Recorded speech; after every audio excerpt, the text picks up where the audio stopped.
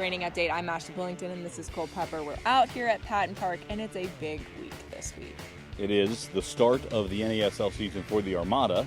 The other 10 teams in the NASL began the season this past weekend. The Armada had the bye. Everybody got to have a bye at some point with 11 teams in the spring season.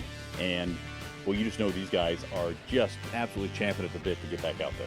And what are you expecting to see from them coming into the season opener? Yeah, I think one of the big things with the Armada is to see how the different components work together, and if they are more stable at the back like we think they will be, if they'll be able to create some attack opportunities like they have in the preseason, and if you have that sort of connectivity through the midfield that we've seen at times. Now, they've had a lot of players play in the midfield. It hasn't always connected, I don't think, the way that Tony Miola anticipates it will eventually, but it's starting to come along here, and they've had these really past 2 weeks without any games. There was a game scheduled for last Saturday against Flagler, but it got rained out, so they're ready to go, and certainly they're going to be, I think, geared up for the matchup against New York on the 10th.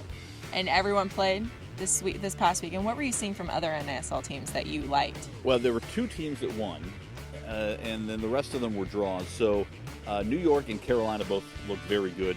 Cosmos beat the Ottawa Fury, a team that lost a lot of its players from last year, including Richie Ryan, who's now in Jacksonville. So playing at home and winning, I think the Cosmos, some of the new components they put in there, Juan Arango, the all-time leading scorer in Venezuela, is now a member of the Cosmos, and he scored 2 goals right out of the gate, so that's a great start. The other thing I think you see from teams like Rayo OKC and Miami FC, the expansion team, it's not as easy as it might seem in the preseason sometimes. The Armada learned this last year. Ottawa learned it the year before. That first year in can be tricky. Now, I don't want to put too much into a first week, but I think there are going to be some growing pains, even for some of those very talented expansion teams. And you talked about how the Cosmos won this past weekend. What is the Armada going to have to do to shut them down this weekend? One of the amazing things about what New York did in their victory, they connected on only 1 out of 12 crosses in the game, still scored 3 goals.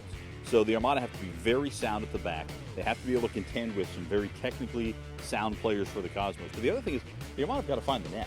I mean, they're going to have to get the ball into the net. And if you recall, when the Armada went up and drew with the Cosmos last year, 3 goals. I don't know if it's going to take 3, but it might, and they need to score in bunches. You know, these guys are ready to start kicking on some other teams versus kicking on themselves. It's going to be a big weekend up in New York, I think. Looking forward to it. April 10th, season opener Sunday for the Armada. Well, I'm Ashlea Bullington, he's Cole Pepper, and this is the Armada Training Update. For more on the Armada, go to armadafc.com or our YouTube channel.